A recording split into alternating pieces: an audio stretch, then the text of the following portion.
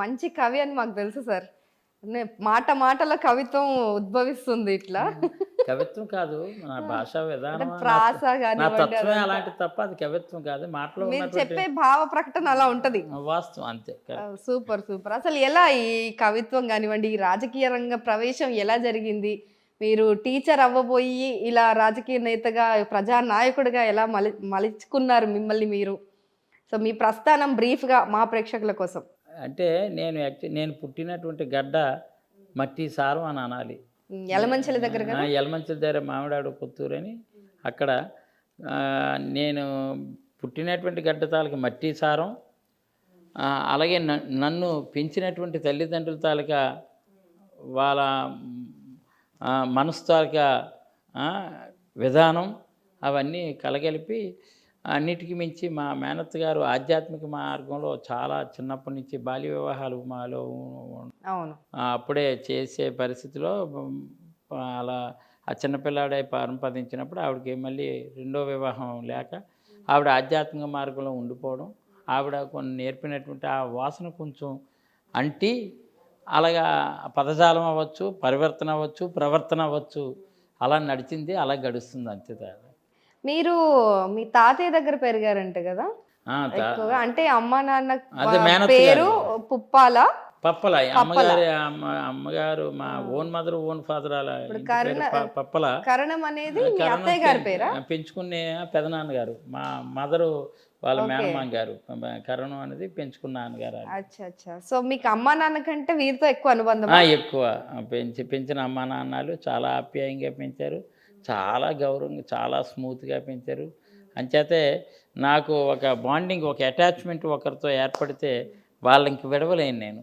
అది పసితనం నుంచి నాకు అది అంటింది. సో దట్స్ వై వన్స్ ఒకసారి ఏ ఫ్రెండ్ దూరమైనా, నాకు అటాచ్ అయినటువంటి ఏ మనిషి, ఏ మనసు దూరమైనా నేను భరించలేను. అంచేతే మాకు ఇప్పుడున్నటువంటి రాజకీయ ప్రస్థానంలో ఉన్నటువంటి కార్యకర్తలు ఎవరైనా సరే మాకు రాజకీయ సంబంధం కాదు, ఆత్మీయ సంబంధం అందరూ. అందుకని వైఎస్ఆర్ గారికి కూడా డిఎస్ గారితో అయినా అంత అనుబంధంగా ఉంటారు మీరు జనరల్గా.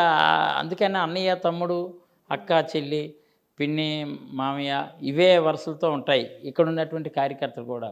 వైఎస్ దగ్గర నుంచి, డిఎస్ దగ్గర నుంచి, వాళ్ళందరి దగ్గర నుంచి కూడా ఇదే అటాచ్మెంట్ చాలా. ఇద్దరు ఇప్పుడు జనరల్గా ఎమోషన్స్ ఉండవు మీకు, కంప్లీట్ హార్ట్ అటాచ్మెంట్. అంతే ఎక్కువ కంప్లీట్గా ఫ్రాంక్గా. అది ఎవరైనా, ఇది ఫ్యాక్ట్.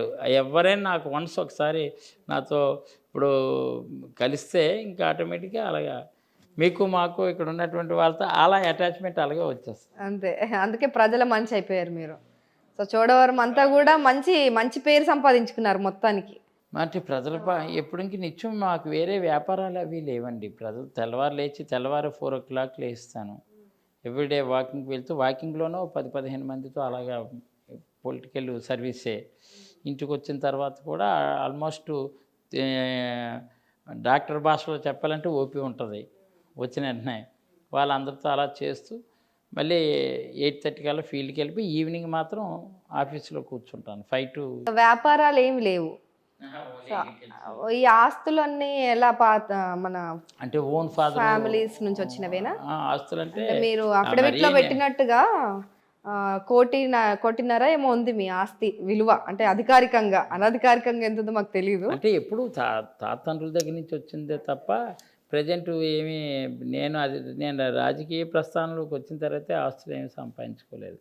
అది కూడా నాన్నగారు పెంచుకున్న నాన్నగారు వాళ్ళు కొంచెం well of, above middle family. కాకపోతే ఓన్ ఫాదరు వాళ్ళు కొంచెం పూరే. ఆయన ఓన్లీ షుగర్ ఫ్యాక్టరీ ఎంప్లాయ్, కార్మికుడుగా. ఇందులో మా చోడవరం షుగర్ ఫ్యాక్టరీలో ఓన్ ఫాదర్ చేసేవారు. ఫ్యామిలీ బ్యాక్గ్రౌండ్ అదంతా కూడా మీరు ఎలా డీల్ చేసేవాళ్ళు అప్పుడు? అంటే మీరు ఏ సంవత్సరంలో దత్తత తీసుకున్నారు మిమ్మల్ని? చిన్నప్పుడైనా మా 9th monthలోనే. నాకు అసలు ఓన్ ఫాదరు, ఓన్ మదరు గురించి అంతగా తెలియదు. ఇంక వాళ్ళే ఓన్ ఫాదరు, ఓన్ మదర్ అనుకుని పెరిగిన వాతావరణం. అయితే మా ఓన్ ఫాదర్ తాలూకా ఫాదరాలను మున్సిబ్ గారు అనమాట. మున్సబ్లు వాళ్ళ పెద్ద రకమైన కుటుంబం. కాలక్రమేణా కొంచెం ఆర్థికంగా వాళ్ళు అలా చిదిగిపోయారు. తర్వాత మాకు మేమైతే 7 అన్నదమ్ములు, 7. నేను థర్డ్ వన్. ఓకే. చిన్నప్పుడే ఇచ్చారనమాట. సో కుటుంబం అంతా మళ్ళీ కలుస్తూ ఉంటారా రీయూనియన్ అట్లా? తక్కువ అంటే కొన్ని ఓన్ ఫాదరు ఓన్ మదరు అంటే ఆ ఫ్యామిలీతో జస్ట్ ఇక్కడ గోవాడ కాబట్టి అలాగే ఫ్యామిలీ పరంగా సత్సంబంధాలు అవన్నీ ఉంటాయి కానీ పొలిటికల్ ఇంటర్ఫియరెన్స్ అయితే వాళ్ళది ఉండదు అసలు. ఎవరికి ఏమి ఇంట్రెస్ట్ లేదా మళ్ళీ మీ ఫ్యామిలీలో? అంటే ఇప్పుడు నేను ఓన్లీ సన్ కదా.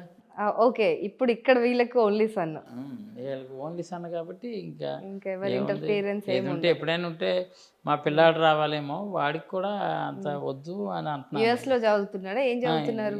యుఎస్లో ఇప్పుడు ఇది ఇంటీరియర్ అవి నేర్చుకుంటున్నారమ్మా.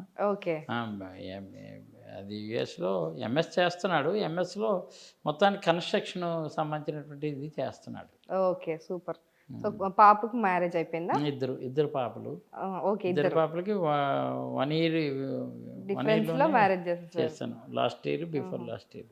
Okay, super super. So family అంతా కూడా మీకు సవ్యంగా సపోర్టివ్ గా ఉంది. మీరు ప్రజానాయకుల్లా ఇంత బిజీగా తిరుగుతున్నప్పటికి కూడా మా ఫ్యామిలీ, మా మిస్సెస్ అవ్వచ్చు, పిల్లలు అవ్వచ్చు, వాళ్ళతో రియల్గా యాజ్ ఏ పేరెంట్గా యాజ్ ఏ ఫాదర్గా వాళ్ళకి టైం అయితే పెద్దగా నేను ఎక్కువ టైం ఇవ్వలేకపోయాను. కారణం ఏంటంటే నేను యంగెస్ట్ ఎమ్మెల్యేని 2004లో 33 yearsకే ఎమ్మెల్యే. 33 yearsకే ఎమ్మెల్యేగా ఎన్నికయ్యారు మీరు 2004. ఆ టైంలో పిల్లలు చాలా చిన్న పిల్లలు, అంటే ఆల్మోస్ట్ 20